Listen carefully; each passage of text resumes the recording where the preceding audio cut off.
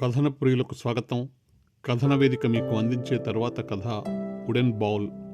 కథా రచయిత డొమినికో విట్టిరోని. ఇటలీలో ఒక మారుమూల గ్రామంలో రాబర్టినో అనే పిల్లాడికి వాళ్ళ తాత అంటే చాలా ఇష్టం. కాస్త అవకాశం దొరికితే చాలు ఆ పిల్లాడు వాళ్ళ తాతతో గడపడానికి ఇష్టపడేవాడు. తాత మోకాళ్ళకెదురుగా కూర్చొని తాత చెప్పే కథల్ని తన్మయంగా వింటూ ఉండేవాడు. ఆ కథలు చాలా ఉద్వేగభరితంగా, ఒక్కోసారి చాలా సరదాగా ఉండేవి. 3 ఏళ్ల క్రితమే నాన్నమ్మ చచ్చిపోయింది. దాంతో తాత తన కొడుకు దగ్గర ఉండటం కోసం శాశ్వతంగా వచ్చేశాడు. మనవడికి హాయిగా కథలు చెప్పుకుంటూ రోజులు గడిచిపోతాయనుకున్నాడు తాత. ఆ పిల్లాడికి కూడా కథలు వింటూ కాలక్షేపం చేయడం సరదాగా ఉండేది. కొడుకును చాలా ప్రేమగా చూసుకుంటుంది రాబర్టినో తల్లి. భర్త పట్ల కూడా చాలా అనురాగాన్ని ప్రదర్శిస్తూ ఉండేది. కానీ ఆ ముసిలాయన గురించి పట్టించుకునేది కాదు. ముభావంగా ముక్తసరిగా మాట్లాడుతూ ఉండేది.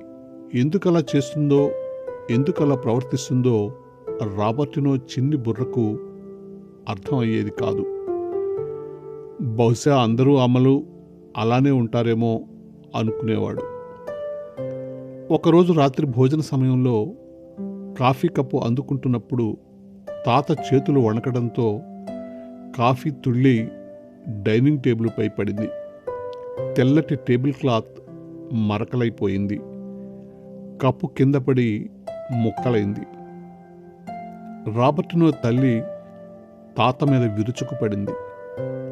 కప్పు గట్టిగా పట్టుకోవచ్చు కదా, ఇప్పుడు ఇదెంత పని నాకు, ఇదంతా శుభ్రం చేయటం ఎంత కష్టం అంది విసుక్కుంటూ.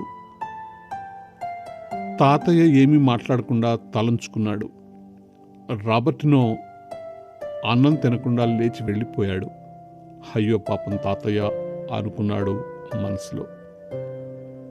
తాతయ్యకు తెల్లారి కిచెన్లో ఒక మూల చోటు కేటాయించారు. దాంట్లో ఒక చెక్క మంచం వేసి పక్కనే ఒక స్టూల్ ఉంచారు. డైనింగ్ టేబుల్ మీద భోజనం ఆగిపోయింది తాతయ్యకు. రోజు భోజనం పూర్తి కాగానే తాత గదిలోకి దూరిపోయేవాడు రాబర్టినో. యథాతథంగా ఇద్దరు కథలు చెప్పుకుంటూ కాలక్షేపం చేస్తూ ఉండేవారు. కానీ మునపటిలా తాతయ్య మొహంలో వెలుగు ఉండటం లేదు. ఏదో బాధ ఆ మొహంలో తారట్లాడటం ఆ చిన్నారి గమనించకపోలేదు. రాను రాను తాతయ్య త్వరగా అలసిపోతున్నాడు. చేతుల్లో పట్టు సడలిపోతుంది. ఏదీ సరిగ్గా పట్టుకోలేకపోతున్నాడు. ఒకరోజు అమ్మ పాయసం చేసింది. తాతయ్యకు ఒక పింగాణి కప్పులో పాయసం ఇచ్చింది. తాతయ్య ఎంతో జాగ్రత్తగా తాగాలని ప్రయత్నం చేశాడు. అయినా పట్టు తప్పి అది కిందపడి ఒక్కలైపోయింది. పాయసం నేలపాలైంది. రాబర్టినో అమ్మా నాన్న పరుగెత్తుకొచ్చారు. నేలంతా పాయసం అతుకుపోయి పగిలిన ముక్కలన్నీ చెల్లాచెదురుగా పడి ఉన్నాయి. తాతయ్య మొహంలో భయం చూశాడు రాబర్టినో.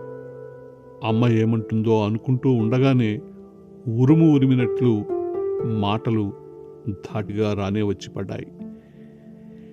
ఏం మనిషివయ్యా నువ్వు, కొంచెం కూడా జాగ్రత్త లేదా నీకు? ఇదంతా కడగటం, ఎత్తిపోయడం ఎవరి వల్ల అవుతుంది ఇప్పుడు? నీకు ఇంకా చెక్క గిన్నె తప్పేలా లేదు అంటూ ధుమధుమలాడింది అమ్మ. చీపురు తీసుకొచ్చి శుభ్రం చేయటానికి సిద్ధమైపోయింది.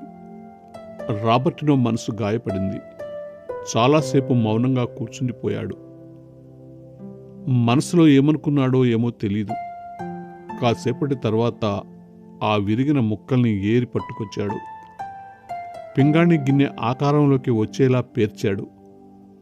ఒక చెక్క తెచ్చుకొని దాని ఎదురుగా కూర్చున్నాడు. అతికించిన గిన్నెను చూస్తూ తెచ్చుకున్న చెక్కను ఒక గిన్నె ఆకారంలో చెక్కటం మొదలుపెట్టాడు. అమ్మా నాన్నలు రాబర్టినో చాలాసేపటి వరకు కనపడకపోవడంతో వెతుక్కుంటూ అక్కడికి వచ్చారు. పిల్లాడేదో బొమ్మ చెక్కుతున్నాడు అనుకుని మురిసిపోయారు. ఏం చేస్తున్నావు నాన్న అడిగింది తల్లి. పిల్లాడు ఉలకలేదు. బొమ్మ చెక్కుతున్నావా అంది తల్లి మళ్ళీ. నీకోసం నేను ఈ చెక్కగిన్నెను తయారు చేస్తున్నానమ్మా. నువ్వు పెద్దయిపోయాక ఇబ్బంది పడకూడదు కదా మరి అన్నాడు తలెత్తకుండానే కొడుకు. అమ్మా నాన్నలు ముఖాముఖాలు చూసుకున్నారు. ఒక్కసారిగా కళ్ళల్లో నీళ్లు సుళ్ళు తిరిగాయి తల్లికి. కొడుకు మొహంలోకి చూడలేకపోయింది. మెల్లిగా అక్కడి నుంచి వెళ్ళిపోయింది. కాసేపటి తర్వాత రాబర్టినోని సంతోషపెట్టే విషయం ఒకటి అక్కడ జరిగింది. తాతయ్యను అమ్మ గదిలో నుంచి నడిపించుకుంటూ వస్తోంది. డైనింగ్ టేబుల్ దగ్గరికి తీసుకొచ్చి కుర్చీలో కూర్చోబెట్టింది. ఒక పింగాణి గిన్నెలో పాయసం పోసి చెంచాతో తాతయ్య నోటికి అందిస్తోంది. మూతి చుట్టూ అంటుకున్న పాయసాన్ని గుడ్డతో అప్యాయంగా తుడుస్తోంది. తాతయ్య కళ్ళల్లో నీళ్లు జలజల రాలుతున్నాయి. మునపటిలా అవి బాధగా లేవిప్పుడు అనిపించింది రాబర్టినోకి. రాబర్టినో తలెత్తి అమ్మ ముఖంలోకి సంతోషంగా చూశాడు. అమ్మ నవ్వుతోంది. ఆ నవ్వు మనోహరంగా ఉంది. ఇదండి కథ. ఈ కథ మీకు నచ్చినట్లయితే మీ అభిప్రాయాన్ని తెలియచేయండి. ధన్యవాదాలు.